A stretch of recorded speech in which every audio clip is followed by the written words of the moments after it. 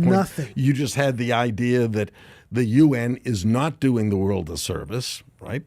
And it sort of makes sense. I remember when I was a little kid talking to my father, he said, look, the UN is just an assemblage of people from various countries, and most of those countries aren't free. They're not democratic. Probably maybe 10% of the countries are democratic. The rest are run by military, or they're run by dictators, strongmen. It's a far cry from interviewing kids at Berkeley or going to Sweden to interview immigrants, or the view towards Islamic immigrants there. Tell us how your life took a turn and what made that happen. Going from investment banking to making crazy videos in the street is not a natural progression.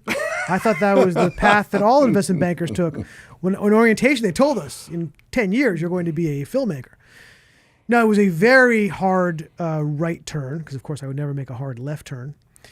And I can tell you the exact moment where it happened. It was a Saturday night, and I was at home watching the Michael Moore film Bowling for Columbine. I was watching it, and for some reason I was drifting off, and I started thinking about the UN. I don't know, can't tell you why, just popped in my head. The United Nations. United Nations. Yep. And I was thinking about how damaging the institution is to our world, to our liberty, how anti-Semitic it is. And I started to think, I have these such passionate, strong views about this topic, but the only people I can tell them are my kids and my wife, and they don't want to hear it. So I thought, okay, how do I get this point across? So I thought, well, I could write a book, but I'm too lazy and few people are going to read it.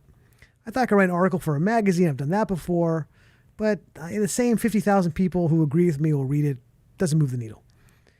And then I looked over at Michael Moore's movie, Bowling for Columbine. I thought to myself, as much as I dislike his politics, what a really interesting, engaging medium, this notion of like dark satire to make a larger political point. I thought this guy really nailed this, nailed the medium, nailed the topic. So I was like, you know what? I'm going to quit my job and I'm going to make a movie, full-length feature film. And I'm a guy who's always comfortable being outside of my comfort zone. Mm-hmm. And this was way outside of my comfort zone. Right? I've never done anything like this. I mean, I went to USC, which is a great film school, but I never went to film school. But I went to sleep determined to quit my job and make this movie. And that's exactly what I did. I never even look back.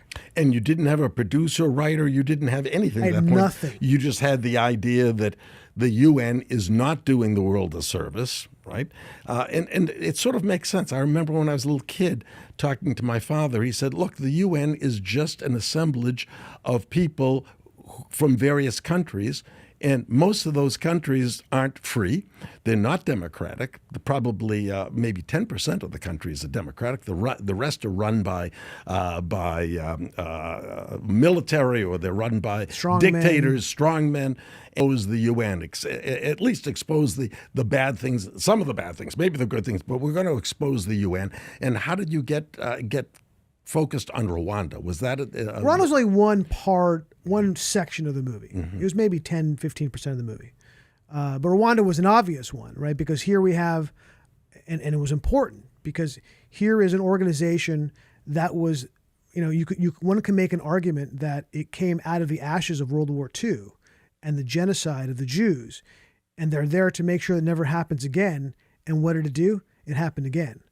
Right on their noses, in fact, literally on their noses, because they were there. They were UN forces in Rwanda at the time. There was a UN peacekeeping force in Rwanda while this was happening. I saw your movie quite a long time ago, probably 10 years ago, and while there were the Hutus and the Tutsis, is that correct? There were two tribes that were massacring each other, basically. One tribe was massacring the other tribe. One tribe was massacring the other.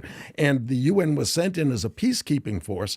And as I recall, they were protecting a group of people which were being protected. Which group was it? So the French, it was primarily French troops. They were there even before the genocide began. But they were there observing.